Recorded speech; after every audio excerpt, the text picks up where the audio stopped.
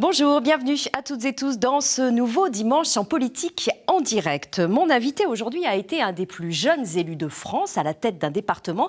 Aujourd'hui, c'est une ville qu'il dirige, la deuxième de notre région, Angers. Mon invité ce matin, c'est Christophe Béchu.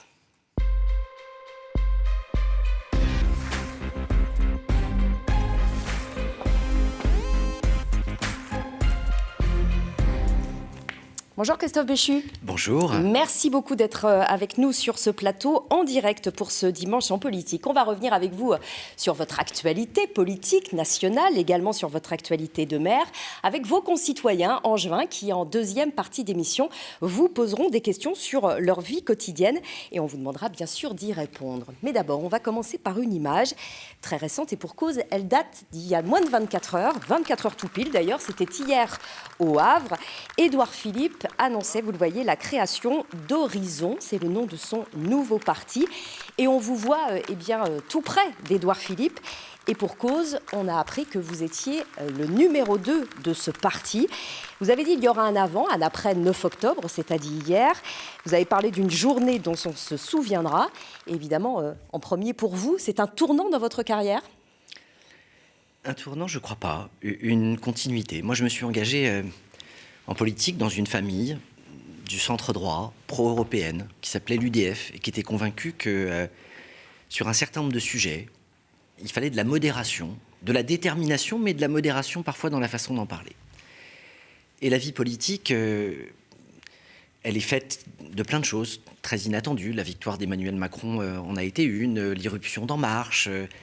Et les partis politiques, au cours de ces dernières années, ils ont bougé sur un certain nombre de positions, au point que j'ai fini par ne plus trouver ma place. Vous avez quitté les Républicains en 2017. Dans ce qui était ma famille politique, en trouvant qu'il y avait parfois une dérive droitière, une difficulté à assumer un discours de rejet des extrêmes de manière claire, comme entre les deux tours de l'élection présidentielle.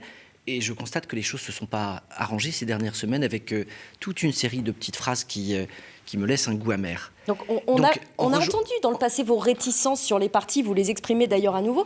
Alors pourquoi est-ce que vous rejoignez non seulement un parti, mais que vous en prenez quasiment la tête, bis en tout cas? Pourquoi celui-là? Pourquoi maintenant c'est Édouard Philippe qui vous séduit, en qui vous avez confiance? Un parti politique, ce sont des valeurs et des incarnations. Les valeurs, c'est celle de la droite et du centre et d'une droite modérée, républicaine, dans laquelle je me retrouve. Et donc je me sens à l'aise par rapport à un corpus, par rapport à des priorités, par rapport à des thèmes qu'on va avoir l'occasion d'évoquer et qui correspondent intrinsèquement à ce que je pense et à ce que je pense que le pays a besoin. Et une incarnation avec effectivement Édouard Philippe, un homme pour lequel j'ai de l'amitié, de l'admiration, mais c'est pas qu'Édouard Philippe, c'est celles et ceux qui dans les semaines, les jours qui viennent vont nous rejoindre et qui sont des compagnons de route, qui sont des gens avec lesquels maires, je sais que nous avons beaucoup de maires. On les a vus hier au Havre. On était 150 maires hier, de taille de ville très différentes, venant des quatre coins de la France. Il y avait le maire d'Ajaccio, il y avait le maire de Reims, il y avait le maire de Saint-Omer, il y avait le maire de Sablé-sur-Sarthe, ici dans la région, le maire de Guérande, beaucoup de maires ligériens qui étaient à nos côtés hier, mais le président de Tours Métropole, bref. Et on sent chez beaucoup de maires précisément le fait que, avec le non-cumul des mandats, on a en quelque sorte dans les partis traditionnels perdu la voix au chapitre sur les questions de politique nationale. On nous consulte quand il s'agit d'aller demander ce qu'on pense des sujets de décentralisation, mais quand vous êtes maire, vous êtes aussi aux premières loges de ce que vous pouvez voir en termes de trafic, de solitude, de détresse, de difficultés, de précarité, et sur tous ces sujets. Comme vous n'êtes pas élu national, on ne vous demande pas votre avis sur ce qu'il faudrait faire. Et vous le déplorez d'ailleurs, vous avez été sénateur, vous disiez à l'époque c'était aussi quelque chose que permettait le double mandat. Ça veut dire que vous regrettez le non-cumul des mandats, ou en tout cas c'est une autre façon de l'incarner maintenant avec ce parti.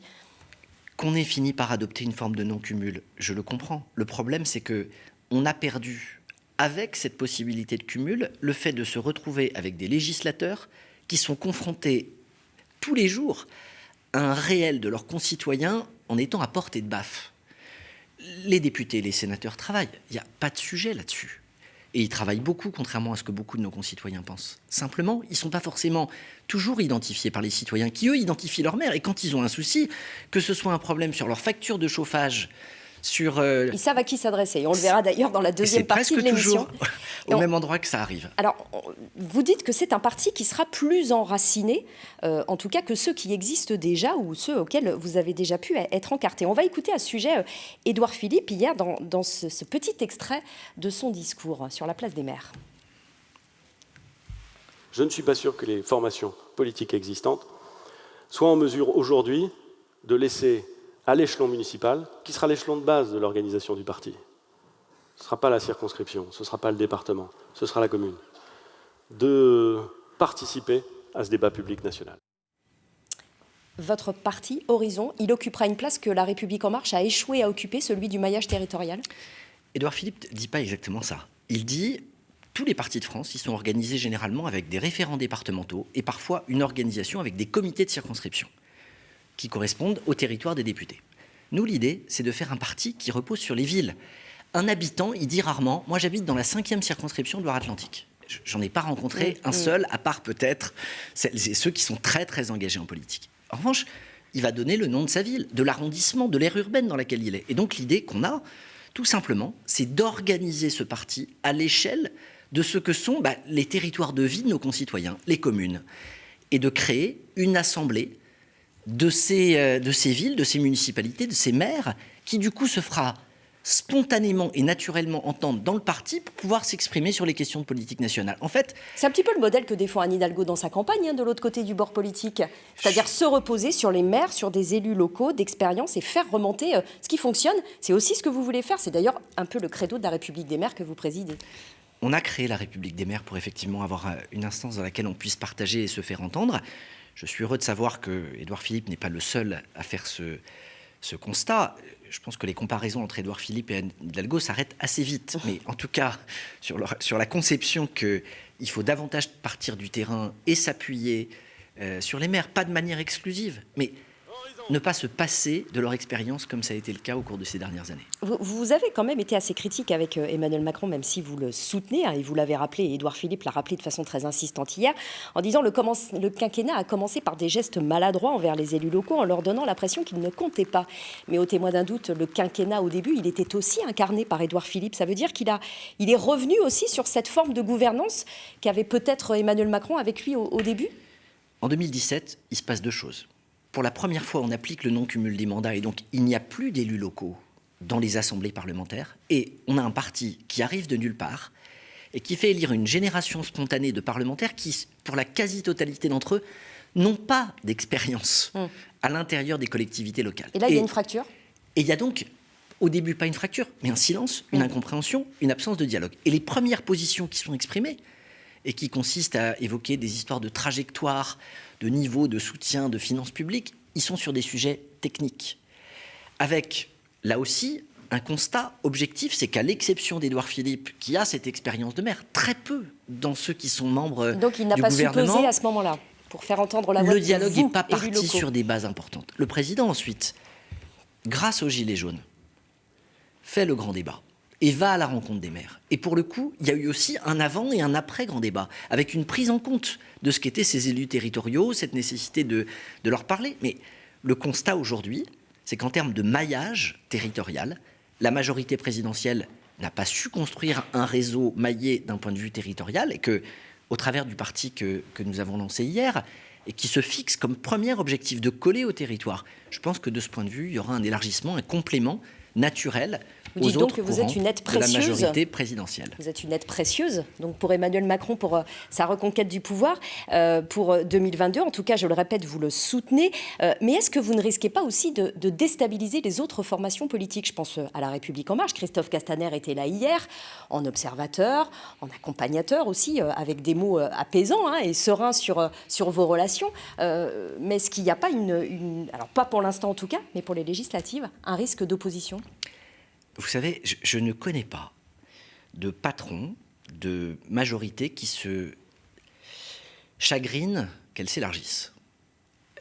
Ce qui s'est passé hier... Mais l'élargissement peut être la concurrence. Mais par définition, l'élargissement, il veut aussi dire qu'il y a un peu de frottement, parce que dans un premier temps, avant que l'élargissement soit complètement opéré, certains peuvent avoir le sentiment qu'ils vont devoir partager des espaces, des places. C'est pas d'abord pour ça qu'on fait les choses. On le fait parce qu'on a la conviction que la réélection du président n'est pas acquise, que élargir la majorité, c'est la condition aussi de sa réélection, et qu'il y aura, dans le quinquennat qui arrive, un certain nombre de sujets, de thèmes, de réformes, pour lesquels il faudra un pôle de stabilité au sein de cette majorité, avec des députés qui n'auront pas la tentation de la fronde, et qui seront aussi capables de soutenir le gouvernement de l'après-2022. Mais ça veut dire très clairement, quand je vous entends, qu'il y aura des candidats étiquetés horizon aux prochaines législatives. Mais si on lance un parti politique, et pas un club de thé ou un think tank de réflexion, c'est pour être candidat à des élections, c'est pour peser sur le cours du débat public national, et c'est pour participer à la recomposition politique qui n'est pas achevée, qui a été posée par l'élection d'Emmanuel Macron et qui pourrait s'accentuer en cas de réélection de celui-ci, compte tenu du fait que 2 élections consécutives sans être présent au 2e tour pour certaines familles politiques, ça supposerait à ce moment-là de ne plus pouvoir faire l'économie d'un vrai débat sur les fractures internes, sur l'absence de cohérence qu'il y a parfois à continuer à vivre ensemble quand on partage plus grand-chose. Là, on parle de 2022, mais oui. Il a beaucoup parlé hier d'une autre échéance. Et d'ailleurs, c'est l'horizon aussi dont il parle par rapport au nom de ce parti, Édouard Philippe, c'est 2050, avec déjà des perspectives et des lignes tracées, des vertiges dont il a parlé, vertiges technologiques, ce qui a pu faire sourire dans la salle. Il dit pour voir loin et pour faire bien, dépasser le court terme, construire une stratégie pour la France. Ça veut dire très clairement aussi en filigrane qu'il prend date pour au-delà, Édouard Philippe. Et vous avec ? C'était inévitable qu'une partie des commentaires se soit de dire, puisqu'il fixe un horizon lointain, c'est qu'il ne s'arrête pas à la prochaine élection présidentielle. Le point de départ, il n'est pas celui-là. Il est de dire, pensez les lois de 2022 ou de 2023, sans prendre en compte le fait que la population mondiale est en train d'augmenter et qu'il y aura 30-40% d'habitants en plus sur la planète dans 20 ans, et que le poids de l'Europe par rapport aux autres continents va continuer de diminuer.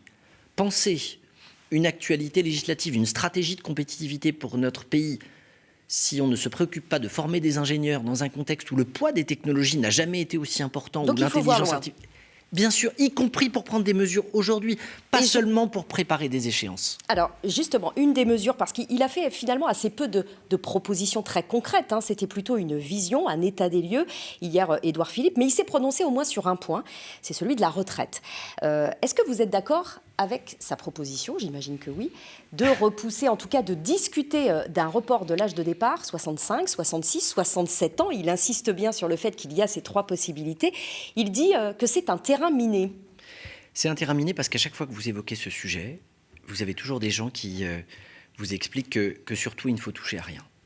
La vérité, c'est que le fait qu'on ne touche à rien, ça provoque à la fois un risque sur le niveau des pensions de ceux qui sont aujourd'hui à la retraite et un risque sur le niveau des cotisations de ceux qui seront amenés à payer demain. Et en disant, aujourd'hui, tous les pays d'Europe, sauf 2, ont comme âge de la retraite 65, 66 ou 67 ans, et les 2 qui ne l'ont pas, c'est la France et la République tchèque, ça objective tout à coup le débat, et on se demande à ce moment-là si tous les autres pays sont antisociaux, ou si, au contraire, ils ont tenu compte d'une réalité qui est d'abord une réalité démographique. En tout cas, ça promet des débats assez intéressants au sein de cette maison commune qui pourrait exister autour de la République En Marche. Rien que François Bayrou qui dit très clairement « je ne voterai jamais ça ». Je ne peux pas croire un instant que quelqu'un dise qu'il ne votera pas quelque chose qui n'est pas encore proposé. On en est au stade des débats, et s'il n'y a pas de débat à l'intérieur d'une famille ou d'une majorité, c'est triste. Et si on pense tous la même chose, c'est qu'on finit par ne plus rien penser du tout. Donc on n'est aujourd'hui absolument pas dans une logique de concurrence ou de quoi que ce soit de ce type. On est dans une logique qui consiste à d'abord dire qui nous sommes, proposer un espace à des gens aujourd'hui qui se sentent orphelins d'une formation politique qui s'inscrit clairement à droite, qui ne se retrouvent plus aux Républicains et qui n'ont pas su trouver leur place au sein d'En Marche. En tout cas, pour cela, le moment est venu de construire quelque chose. Hier, vous avez eu raison de le dire, c'était la charte des valeurs, c'était les principes. En décembre, ce sera le congrès fondateur, l'organigramme, l'organisation, le fait de commencer aussi à monter des groupes de travail pour faire des propositions en vue de la présidentielle et au-delà sur un certain nombre de sujets. Et puis viendra ensuite le temps de l'enracinement, de la déclinaison locale, de la création de comités locaux, d'un parti jeune. Tout ça, c'est tout le travail qui commence aujourd'hui, tranquillement, et qui va surtout s'accentuer au-delà de notre congrès fondateur au mois de décembre prochain. Et qui va vous donner beaucoup de travail à vous, Christophe Béchu, ce qui d'ailleurs commence à inquiéter certains de vos habitants à Angers. On va en écouter l'un d'entre eux. Bonjour Monsieur Béchu, un Angevin, adepte de votre travail à Angers. On aimerait savoir si vous envisagez de nous quitter dans les prochaines années pour une éventuelle participation à un nouveau gouvernement. Écoutez, pour nous, ce serait un regret. Pour vous, sans doute, une bonne opportunité. Bonne journée à vous. Est-ce que vous avez envie d'autres horizons, Christophe Béchu? Je rappelle que vous avez été pressenti ministre, ce n'est pas un secret. Sincèrement, pour vous, 2022, c'est la bonne foi, cette fois? Je vais finir par m'amuser et peut-être même par participer au jeu qui consiste à faire des pronostics sur mon propre avenir. Si j'avais une obsession ministérielle, j'aurais répondu oui à certaines des propositions qui m'ont été faites par le passé. Preuve que le sujet, c'est pas seulement d'aller chercher un titre, c'est de savoir ce que vous faites, avec qui, à quel moment et dans quel contexte. Mais est-ce que vous en avez envie? Dans l'absolu, est-ce que j'ai envie de servir mon pays d'une autre manière qu'en étant maire? La réponse est oui. Est-ce que... Auprès d'Emmanuel Macron, dès 2022? Pour faire quoi? Dans quel contexte? Avec quel Premier ministre? Sur quel programme? Si vous n'avez pas la réponse à ces questions, c'est que vous êtes uniquement guidé ou par de l'opportunisme ou par de l'ambition. Mon sujet aujourd'hui, il n'est pas celui de 2022 et de ce qui se passe en 2022. Il est d'abord de penser qu'avant la constitution d'un gouvernement ou des élections législatives, il y a une élection présidentielle. Et que dans cette élection présidentielle, le moins qu'on puisse dire aujourd'hui, c'est que quand on voit les sondages, qui ne sont rien d'autre qu'une espèce d'intention à 6 mois du truc, on a le sentiment que la tentation de la radicalité, voire de la démagogie ou du populisme, dans notre pays, est extrêmement présente. Et que penser que la victoire d'un candidat modéré est acquise, c'est sans doute mettre la charrue avant les bœufs. Il y a un travail d'explication colossal qui est à faire dans les semaines et les mois qui viennent pour éviter que la tentation populiste de renverser la table, elle finisse par l'emporter dans notre pays. À chaque élection, on voit monter le niveau des extrêmes, on le regarde, et puis à la fin, comme le deuxième tour se termine par la victoire de quelqu'un qui n'appartient pas au camp des populistes, on oublie. Et vous dites prudence, ça pourrait arriver? Mais bien entendu que ça pourrait arriver. Quand vous voyez ce qui se passe dans un certain nombre de pays dans le monde, que ce soit la victoire de Trump aux États-Unis, même si c'est un pays différent, mais la victoire d'un humoriste en Ukraine, le poids du parti 5 étoiles en Italie, le score des extrêmes droites dans énormément de pays d'Europe, comment penser que en France, ce genre de choses n'arrivera jamais? On n'en a jamais été aussi proche. La vérité, c'est que quand vous regardez la réalité des scores, on n'en a jamais été aussi proche. Et qu'on a sans doute oublié qu'au premier tour de 2017, on a près de 20% des Français qui ont voté pour Jean-Luc Mélenchon, en traduisant ainsi une sorte de radicalité de gauche avec un discours dégagiste extrêmement fort, puissant, et plus de 20% qui ont voté pour Marine Le Pen. Ça faisait au premier tour près d'un Français sur 2. Aujourd'hui, vous rajoutez un Éric Zemmour dans les intentions de vote, vous additionnez ces différents scores, et vous êtes à nouveau, en termes de photographie, à plus de 40% des gens qui vous disent qu'ils pourraient voter pour quelqu'un qui tient un discours radical. Ce qui vous fait dire que la victoire d'Emmanuel Macron n'est pas acquise. Mais que la victoire de personne ne l'est. Et que tous ceux qui sont déjà en train de vouloir se répartir des postes à l'issue d'une élection qui n'est pas jouée, se trompent et passent à côté du premier sujet, qui est d'abord d'aller à la rencontre des Français, de ceux qui se sont abstenus, de les convaincre qu'un autre chemin est possible et que oui, il y a des raisons aujourd'hui d'être inquiets. Parce que ces vertiges sur la démographie, sur le poids de la France et de l'Europe aujourd'hui, les inquiétudes de déclassement, les questions qui se posent compte tenu du poids de notre dette, le sujet majeur, central du dérèglement climatique et les discours écolos anxieux qu'on est capable d'entendre qui donnent parfois le sentiment qu'il est déjà trop tard, qu'on ne peut plus rien faire. Bon, donc tout ça, c'est une réalité. Et le premier verdict, ce sera d'ailleurs, je le précise, dans 6 mois, jour pour jour, puisque nous sommes le 10 octobre et le premier tour de l'élection présidentielle, ce sera le 10 avril 2022. On va aborder une deuxième partie de l'émission, puisque en dehors d'être désormais le secrétaire général de ce nouveau parti Horizon, vous êtes quand même toujours le maire d'Angers. Et on va s'intéresser à votre mandat et à des questions que vont vous poser des Angevins sur la vie quotidienne. Mais d'abord, on va s'intéresser à une problématique qui est de plus en plus présente et vive dans votre ville, c'est celle du logement. Tension sur les logements disponibles, tension sur les prix, une situation comme la ville n'en a jamais connue. C'est un reportage d'Éric Aubron et de Gwenaëlle Riet. Pour rien au monde, cette propriétaire ne reviendrait habiter à Paris. Il y a 2 ans, avec son mari et ses 3 enfants, elle a quitté son appartement de 100 mètres carrés pour emménager dans cette vaste maison avec jardin au sud de l'agglomération angevine. Moyennant 575 000 €, la famille s'est offert un meilleur cadre de vie. Pour l'équivalent du prix de notre appartement, nous n'avons rajouté que très peu pour avoir une maison avec un jardin. Et vous avez vu, il y a une piscine aussi. et la proximité de la ville d'Angers, et donc pour les enfants, une facilité au quotidien. Avec le confinement et le développement du télétravail, de nombreux acquéreurs parisiens ou de grandes métropoles ont aussi choisi de poser leurs valises dans des villes moyennes comme Angers, régulièrement en tête des palmarès pour sa qualité de vie. Victime de son succès, jamais elle n'avait connu une telle pression immobilière.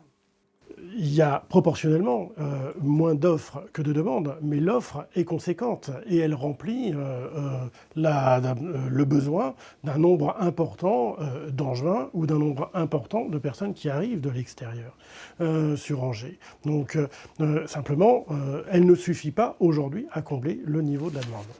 Résultat, les prix ont atteint leur plus haut niveau de ces 10 dernières années, particulièrement pour le marché de l'ancien, et contraint les familles avec un plus faible revenu à s'éloigner en périphérie. Le prix médian au mètre carré pour un appartement sur Angers a augmenté de 22%. Le prix médian des maisons sur Angers a augmenté de 7,5%, ce qui fait que Angers augmentant, la périphérie, la couronne angevine augmente également. Partout dans la ville, les grues s'activent pour faire sortir de terre de nouveaux projets. La loi de défiscalisation sur le locatif a boosté l'investissement malgré la flambée du coût des matériaux et les délais de construction rallongés. Les prix angevins restent maîtrisés, même s'ils augmentent par rapport à d'autres grosses métropoles. Je pense notamment à Rennes, Bordeaux ou Nantes, où là les investisseurs ont peine à trouver des rentabilités intéressantes. Donc c'est un bon compromis, j'allais dire, pour l'investisseur de pouvoir investir encore sur la ville d'Angers. Reste à savoir si Angers aura la capacité à compenser cette demande forte dans les années à venir. La tendance du marché n'est pas prête de s'inverser. L'immobilier reste plus que jamais une valeur refuge. Quoi faire, Christophe Béchu, face à cette tension très forte sur le logement à Angers? Vous avez fait signer une charte sur le logement neuf il y a quelques mois. Est-ce que c'est suffisant? Et est-ce que finalement on n'a peut-être pas assez construit aussi à Angers? Il y a 7 ans, quand je suis devenu maire, il y avait 3000 logements vacants. Et la ville perdait de la population. On a conduit des politiques d'attractivité, on a attiré des emplois, et on a effectivement du coup suscité un augment, et on a été rattrapé par la pandémie, et par en plus la volonté de plein de gens de changer de taille et de catégorie de ville. Entre le moment où vous décidez de construire un logement et le moment où il sort de terre, il faut 2 ou 3 ans. Nous avons lancé des programmes. Il y a en ce moment une vingtaine de grues à Angers. En proportion, des villes comme Nantes et Rennes ont délivré moins de permis de construire ces 2 dernières années qu'au cours des 2 années précédentes. C'est l'inverse chez nous. Donc vous nous dites on est dans l'œil du cyclone et ça va s'améliorer. Il va y avoir plus de logements bientôt? Nous sommes sur une pente, sur une dynamique où nous accélérons les sorties de chantier. Mais je ne vais pas construire, bétonner, densifier, uniquement parce que j'ai une dynamique qui pour partie est réelle et qui pour l'autre est spéculative. Je ne veux pas que ma ville, elle ait comme obsession d'atteindre les 200 000 habitants ou de changer de catégorie. On n'a pas vocation à changer de catégorie. Angers, c'est une ville à taille humaine. Et comment on mettrait ça? En s'efforçant d'avoir des rythmes de construction qui soient maîtrisés. Donc on ne vend pas tous les terrains qui sont disponibles, parce que je ne veux pas, par exemple, sur le plateau des Capucins, sortir d'un coup 3000 logements, avoir une génération spontanée dans les écoles et ensuite me retrouver avec des difficultés. Et je ne veux pas non plus qu'on se perde en chemin. Notre harmonie, elle est liée à notre taille, elle est liée au fait d'avoir des formes qui sont pas trop denses, d'être capable d'avoir des immeubles qui sont pas trop hauts. Et je ne veux pas, au nom de la pression immobilière, sacrifier ce qui est aussi une forme d'art de vivre. J'ai bien conscience que du coup, le risque, c'est que ça ne fasse pas baisser les prix autant que ça le devrait. Mais quand je vois la ville de Nantes, la ville de Rennes, la ville de Paris, dans ces villes... C'est pas des modèles qui vous font rêver pour Angers. Mais non seulement ça ne me fait pas rêver, mais j'observe que les prix sont 2 fois, 3 fois, 5 fois plus élevés que chez nous. Et donc, c'est pas parce que vous construisez ou que vous sortez des programmes extrêmement denses que vous faites baisser les prix. Il y a aussi une forme d'équilibre du marché. La douceur angevine, elle passe aussi par cet équilibre. Elle est fondamentalement inscrite dans cet équilibre. On passe à une autre question à présent sur les déplacements à Angers. Monsieur le maire, est-ce que vous envisagez de continuer à promouvoir le déplacement cycliste au sein de la ville et d'établir de nouvelles pistes cyclables, le réaménagement de certaines routes délabrées? Vous avez fait voter un plan vélo dès 2019, Christophe Béchu, la ville et l'agglomération. Est-ce que vous allez le renforcer? Oui. C'est-à-dire? C'est-à-dire qu'à partir du 1er janvier prochain, la compétence voirie devient communautaire. Et dans ce contexte, ça va nous conduire à augmenter d'environ 50% notre effort en direction de pistes cyclables sécurisées, parce qu'on va avoir la maîtrise des continuités d'un territoire à l'autre. 50% sur le mandat ? Uniquement pour l'année qui arrive. Si je regarde l'année 2022... Vous allez multiplier par 2 le nombre de pistes cyclables, le kilomètre de pistes cyclables en un an. 50%, c'est pas à tout à peine fait multiplié par 2. Enfin, C'est augmenter l'effort de manière importante, mais avec des nouveautés, en particulier des voies express entre les communes. On va avoir l'occasion de décliner ça, qui seront séparées de la route. On va avoir l'occasion de préciser, à la fois dans le bilan des actions qu'on a déjà conduites dans le cadre du plan vélo et dans les nouveautés qu'on s'apprête à lancer et qui seront inscrites dans ce budget 2022, la même façon dont on va accélérer pour que la part du vélo continue d'augmenter dans nos déplacements. Donc cette dame qui vous a posé la question va être très satisfaite. Une autre question tout de suite. Parmi toutes ces incivilités, qu'est-ce que vous pourriez faire ? Les bouteilles cassées, les poubelles renversées, les trottinettes sur les trottoirs, les voitures aussi dans certaines rues qui sont sur les trottoirs, on ne peut pas passer avec peut-être une poussette ou son petit caddie en faisant ses courses. Tout ça, c'est bien embêtant, quoi. Les incivilités augmentent à Angers ? Les incivilités, je crois qu'elles augmentent partout. C'est-à-dire que c'est une forme de plaie. Il y a eu un relâchement lié aussi, là aussi au confinement. Et il faut bien se rendre compte qu'on a aujourd'hui 2 populations qui coexistent. Des gens qui se sont habitués au silence, à l'absence d'activité humaine pendant le confinement et qui du coup supportent beaucoup plus difficilement aujourd'hui le bruit ou un certain nombre d'incivilités, et d'autres qui considèrent que parce qu'ils ont été enfermés, ils ont maintenant le droit de se lâcher et de rattraper le temps perdu. Et ça provoque c'est plus de policiers municipaux pour faire face à ces 2 populations qui ne s'entendent pas, et puis quand même à des incivilités qui sont réelles au-delà du confinement. Hein. On a augmenté les effectifs de policiers municipaux d'une dizaine depuis le début de ce mandat. Notre vrai sujet, ce serait de pouvoir disposer de la capacité à mettre des amendes forfaitaires qui évitent d'emboliser les tribunaux et qui nous permettent de sanctionner un geste qui est incivil tout de suite, avec la certitude que ensuite l'amende est payée. Une autre question d'un jeune homme, c'est un jeune homme qui vous la pose, on l'écoute. Bonjour Monsieur Béchu, alors je viens vers vous afin de vous solliciter pour un problème au niveau des jeunes d'Angers qui ont du mal à retrouver des emplois au niveau de l'intérim. Et je voulais que vous fassiez un geste pour ça, car ça commence à devenir très compliqué pour les jeunes et on commence à avoir moins de visibilité au niveau des entreprises, ça commence à être plus difficile de trouver de la place. Du coup, je voulais vraiment vous solliciter pour ce problème-là. Angers, Christophe Béchu, concentre 60% des chômeurs du département du Maine-et-Loire. Est-ce que c'est devenu une ville à 2 vitesses, entre des personnes de plus en plus aisées et d'autres de plus en plus précarisées ? Moi, j'invite ce jeune à m'envoyer son CV, parce que le paradoxe, c'est qu'on a aujourd'hui des milliers d'emplois disponibles dans des entreprises, et même, je vais vous dire, plusieurs dizaines disponibles à l'échelle de la mairie. Un de nos sujets, c'est que nous concentrons aussi plus de 35% de logements sociaux à Angers. Et donc, beaucoup de gens qui sont en difficulté font des demandes de logement pour venir chez nous, et à l'inverse, des gens qui trouvent un job déménagent des quartiers dans lesquels ils se trouvent pour aller habiter dans d'autres communes. C'est tout l'équilibre de la commune. Exactement, et c'est la raison pour laquelle c'est bien à l'échelle de l'intercommunalité et même au-delà de l'aire urbaine, avec les territoires qui nous entourent, qu'on s'efforce de conduire à la fois une politique attractive sur le plan économique, mais aussi volontariste sur le plan social.